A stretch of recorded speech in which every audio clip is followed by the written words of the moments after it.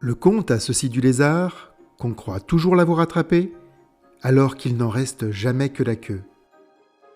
Et vous, approchez et écoutez. Aujourd'hui, et comme dans le précédent épisode, nous allons écouter un conte des origines.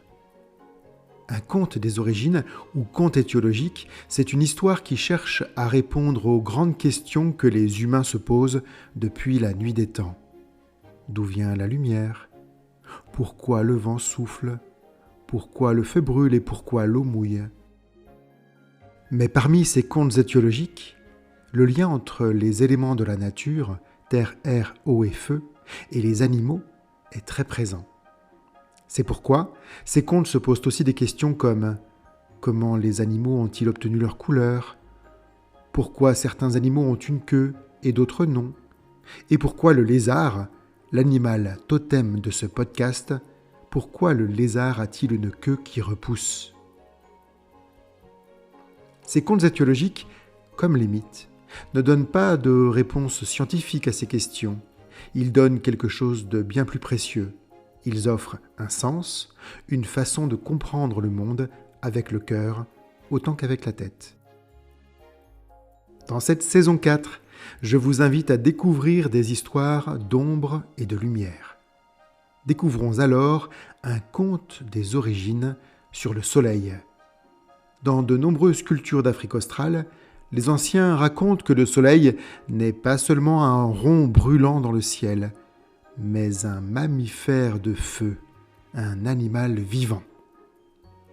Un grand mythe, étudié par des chercheurs comme Julien Duy, montre qu'il pourrait s'agir d'un motif très ancien, le motif mythologique du soleil mammifère, du soleil incarné en animal. Inspiré de cette tradition et de cette recherche, j'ai envie de vous raconter l'un de ces récits qui éclairent autant qu'ils émerveillent. Une histoire qui parle du soleil, oui, mais aussi du courage, de la transmission et de la lumière que chacun porte en soi. Alors, installez-vous confortablement, le monde était sombre et voici comment il a retrouvé le jour. Écoutez le rhinocéros de feu. Il y a très longtemps, quand la terre chantait encore des chansons aux racines des arbres, quand les rivières ne trouvaient pas encore leur chemin jusqu'à la mer, le monde vivait dans une demi-pénombre. Chaque matin, une fine couronne de lumière dorée traversait le ciel, puis disparaissait aussitôt. Personne ne savait ce que c'était. Dans une vallée entourée de dunes rouges vivait Noma, une jeune chasseresse du peuple premier. Noma, elle posait tout le temps des questions. Pourquoi l'eau de mer est salée ? Pourquoi le zèbre est rayé ? Pourquoi les singes n'ont pas de plumes ? Si elle posait tant de questions, c'est que Noma observait le monde plus attentivement que tous les autres.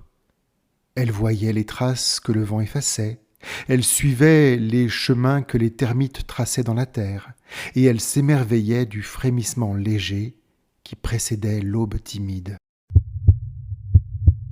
Un jour, elle décida de suivre cette lueur mystérieuse. Elle marcha vers l'est jusqu'à la limite du désert. Puis elle gravit une crête de pierre où personne n'allait jamais. Là, elle vit quelque chose qui fit battre son cœur comme un tambour. C'était un rhinocéros, mais pas un animal comme les autres. Son corps brillait comme une braise, et chacun de ses pas laissait une empreinte de lumière. Là où il passait, la nuit reculait. « Qui es-tu » demanda Noma au gros animal. Le rhinocéros de feu tourna vers elle un œil couleur d'ambre. « Je suis celui qui marche dans le ciel. Lorsque je cours, le jour se lève. Lorsque je me repose, la nuit revient. Noma comprit alors la vérité. Le soleil n'était pas cette couronne lointaine qu'elle voyait dans le ciel à l'horizon, mais c'était un animal vivant, un grand mammifère de lumière. Le rhinocéros ajouta : « Mais je suis fatigué. Chaque jour, je traverse le monde et chaque soir, je tombe au bout du ciel. Un peuple d'au-delà de l'Ouest me capture, me tue et me mange. Seul mon omoplate survit à ce festin répété tous les jours.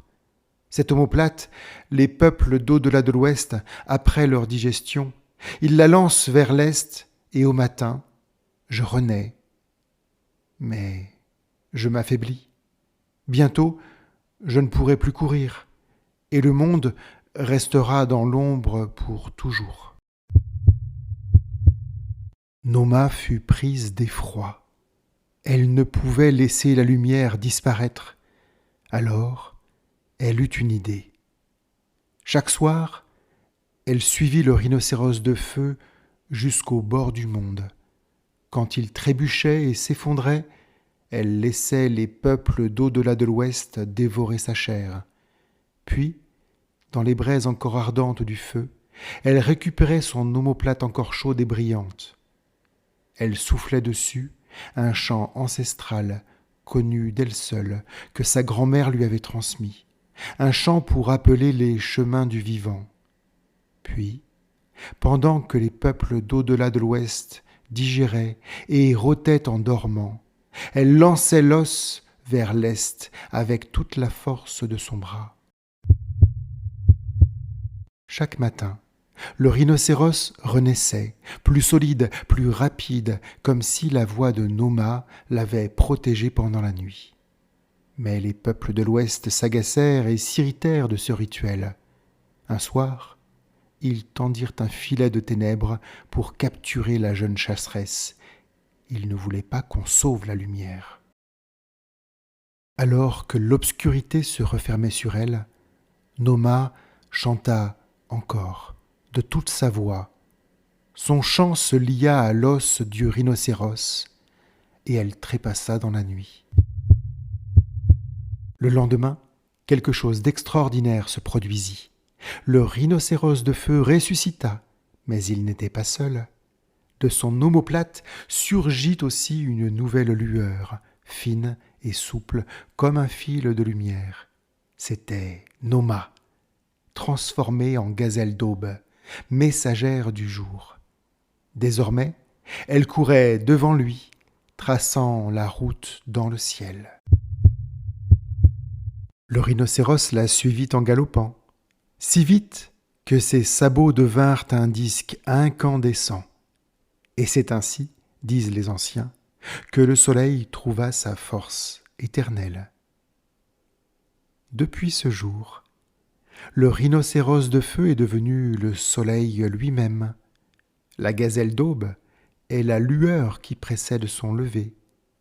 Chaque matin, lorsque la lumière rosit l'horizon, c'est Noma qui annonce au monde que la course du rhinocéros de feu peut commencer dans le ciel. Et tant que leurs pas résonneront, le jour ne s'éteindra jamais. Voilà, l'histoire est finie. Ou peut-être qu'elle commence maintenant en vous.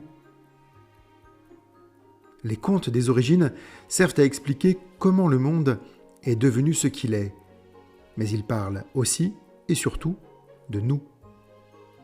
Dans celui-ci, les enfants retiennent l'aventure, une petite chasseresse, un rhinocéros de feu, des ombres mystérieuses et la naissance du jour. Mais les adultes y reconnaissent autre chose. Ils entendent que la lumière n'existe pas toute seule, qu'elle a besoin de quelqu'un pour la protéger, pour la relancer, pour la transmettre. Ils comprennent que même les plus petites voix peuvent redonner de la force au monde, comme le chant de Noma qui permet au soleil de renaître. Et que parfois, on traverse la nuit pour mieux devenir soi, comme Noma transformé en gazelle de l'aube.